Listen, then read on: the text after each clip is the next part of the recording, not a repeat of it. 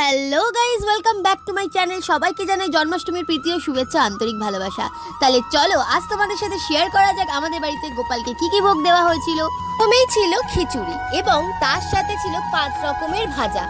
ভাজার মধ্যে ছিল বেগুন ভাজা, কুমড়ো ভাজা, ভেন্ডি ভাজা, আলু ভাজা, পটল ভাজা। এটা আমাদের বাড়ির দ্বিতীয় জন্মাষ্টমী। প্রতি বছর যেন আমরা গোপাল সোনার পছন্দের ভোগগুলো যেন দিতে পারি। আমার মা দশভুজার মতন এই সব খাবারগুলো বানিয়েছে। সঙ্গে সঙ্গে তৈরি হয়ে গেছিল এই মিষ্টি পোলাও।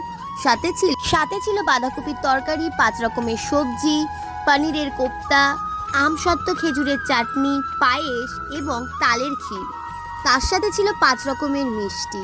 এছাড়াও ছিল নাড়ু, তালের ফুলুরি, মালপোয়া, মাখন, মিছরি। এইভাবেই যেন গোপালকে আমরা সারা বছর ভোগ দিতে পারি। ভালো লাগলে অবশ্যই কিন্তু সাবস্ক্রাইব করো।